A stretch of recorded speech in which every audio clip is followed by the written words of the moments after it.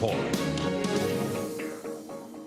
In Melbourne on the weekend, another riot by Sudanese youths, dozens attacking people this time at a music festival and putting a 16-year-old boy in hospital. And that follows a huge crime wave by young men of African background, mainly Sudanese refugees or the children of refugees.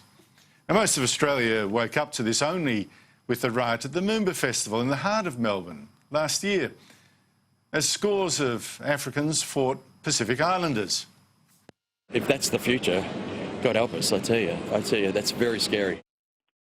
And since then there have been robberies like this one on a Toorak jewellery store, plus home invasions and carjackings. Joining me is a Liberal MP, Kevin Andrews, who was Immigration Minister in the last year of the Howard government. Kevin, thank you so much for joining me. Now, as I said last year on the show, you actually warned back then, and this is a decade ago, that Sudanese and Somali refugees were having trouble fitting in. The crime rate was too high, and you as Minister had to cut back the intake. Now, you were attacked as racist by the media, particularly the Age newspaper, and the head of the Victoria Police back then falsely claimed there was no evidence the Sudanese were more likely to break the law. I'm correct in that, aren't I? Yeah, that's correct, Andrew. What I found when I became Immigration Minister was that there were real problems with certain groups of people. The policy may have been put in place with the best and most noble of intentions, but we've also got to look always at what the unintended consequences were. And I had policemen from the front, from out on the beat, ringing me up and saying, these are problems we've got in parts of Melbourne. I went out and had a look for myself. I followed it through. And it was quite clear that there were groups of young men who simply hadn't settled in Australia, by which I mean they didn't have an education, they weren't going to school, they were unemployed, and they were probably unemployable, and they were causing problems in many communities. Now, I think that's the way the police and the media hid from this problem for so long and abused someone who called out the facts has shaken the faith of a lot of people in both the media and the police. Many will now be wondering, you know, question number one, what can the police do to protect us? But number two, I think, is very important. It's this: have we learned the lessons from this? Has the federal government, in its immigration programs, learned the lesson? Your opinion? Well, it was quite clear that at the time there was a policy of what I would describe as soft policing. That is, go easy, go in, try and create contacts with community groups. Now, that's all fine up to a level, but when it comes a point where there is social chaos in the streets, when there's violence being perpetrated, then we need tough policing.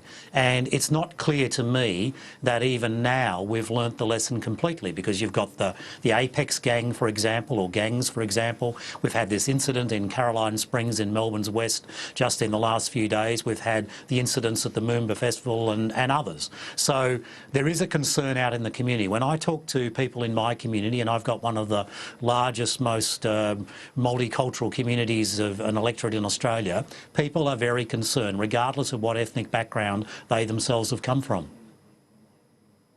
But in terms of lessons learned, let's start with the Liberals. Now, first of all, we should point out, in fact, that contrary to what most people might assume, most of the Sudanese who came here did so under the Howard government, when the Immigration Minister was Amanda Vanstone. Now, why did Amanda Vanstone not see this danger? I mean, as soon as you replaced her, you did. Why didn't she?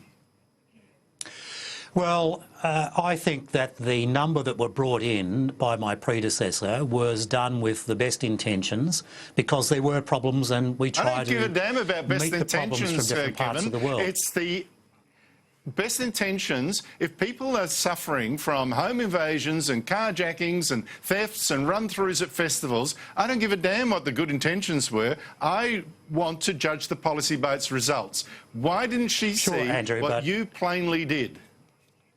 Well, what I'm saying is that for a couple of years there, about 70% of our intake was from Africa. When I got the job, I became aware that there were a whole range of unintended consequences, and that's why I acted. Now, I can't judge what Senator Vanstone did at the time, but I'm prepared to accept that she was trying to address a problem. But by the time I became minister, it was quite clear that there were other unintended consequences. That's why I went out and listened to what police were saying on the front line, and that's why I decided that I had to go to Cabinet and reduce the numbers. Now, I just wonder, though, have the Liberals learned, this is my question before, the government is now bringing in 12,000 refugees from Syria and Iraq, which, like Sudan and Somalia, poor, tribal, war-torn regions. They were also going to bring in, and we don't know how many, they won't say, so-called refugees from Costa Rica, fleeing gang violence to the north.